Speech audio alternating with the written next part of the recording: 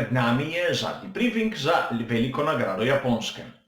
Tokrat sicer malce drugače, kajti kot dobro veste, zaradi tajfuna so bile kvalifikacije premaknjene na nedeljo pred samo dirko. In verjemite mi, da po koncu kvalifikacij in do začetka dirke je po mojem mnenju premalo časa, da bi naredil kvalitetno analizo in tudi vi bi imeli premalo časa, da bi si jo ogledali. Zato raje to prej, da imamo vsi več časa, da naredimo stvari v redu, da vam pokažem vsaj tiste variante, ki mislim sam, da so pomembne in vi, da vidite določene detajle, katere se splača opazovati med dirko samo oziroma tudi med kvalifikacijami malce prej, ukolikor boste zgodni. Pa začnimo.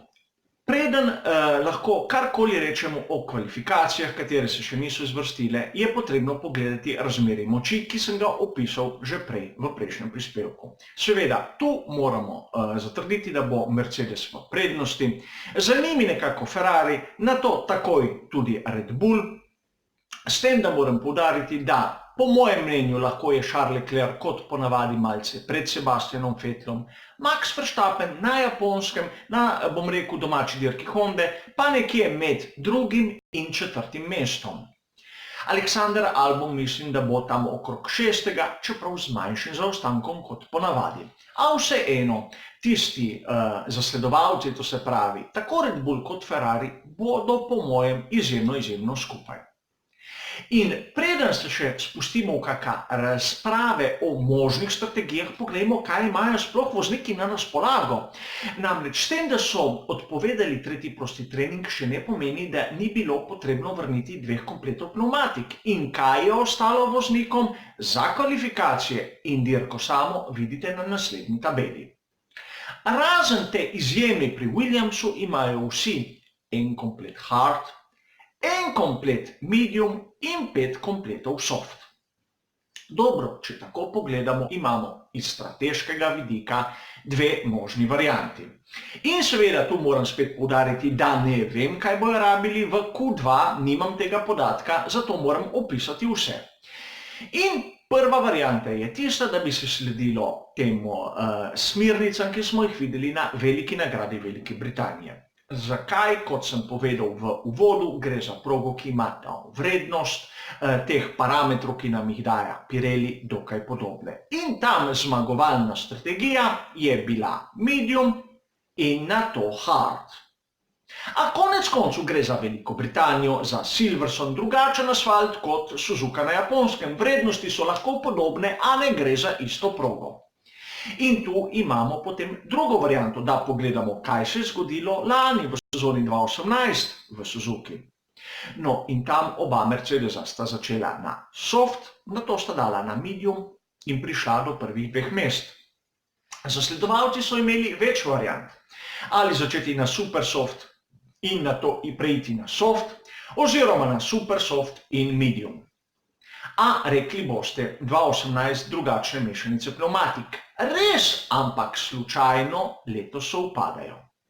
C3, C2 in C1 so enake trdote kot lanske soft, medium pa hard. Super soft je ni več na razpolago, a bom rekel, pneumatike so se prestavile za 1 stopnjo k tršim.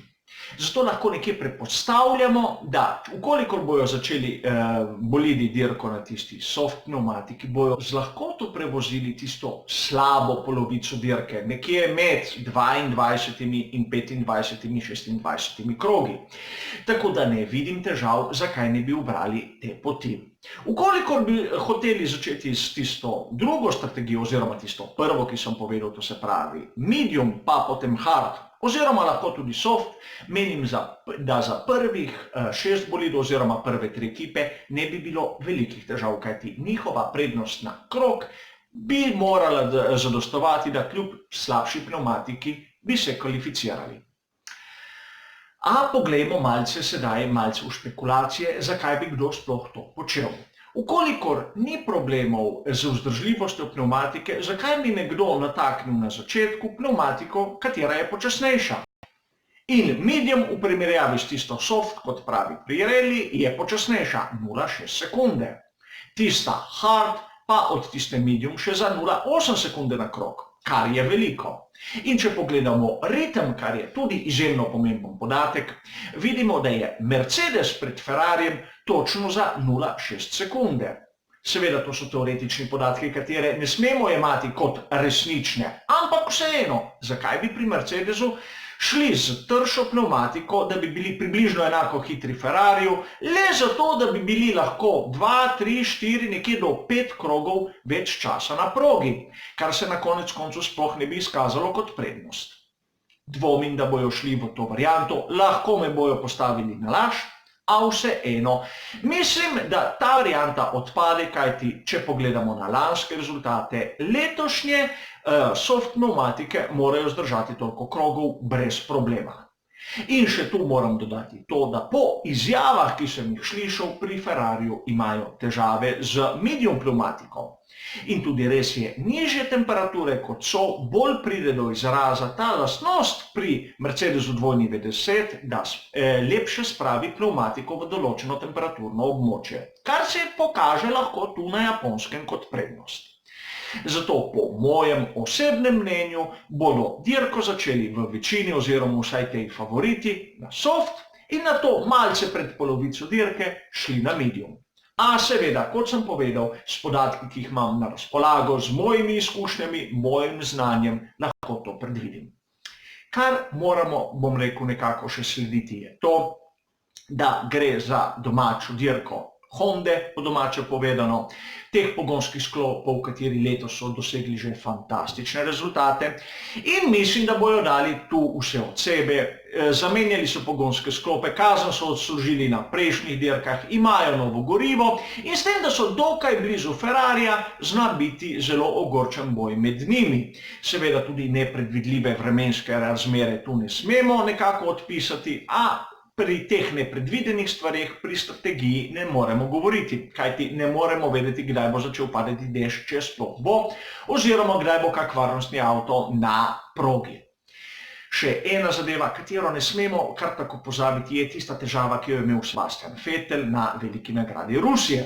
Šlo je za okvaro te krmilne elektronike hibridnega dela pogonskega sklopa. No, imel je vgrajeno že drugo in pri Ferrariju so povedali, da ukolikor ne bojo popravili te druge, imajo še ono prvo.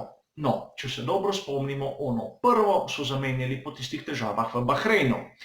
Kako bi lahko odpravili težavo na oni prvi, mi ni znano, kajti šli so v predhodno menjavo, a vseeno pustimo se presenetiti, ampak bodimo pozorni, ukoliko bo imel kakšne težave. To je za ta zadnji briefing vse.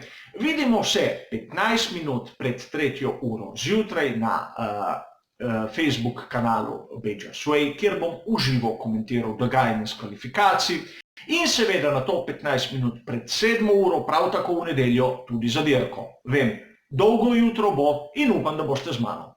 Hvala za vašo pozornost ter nasvidenje.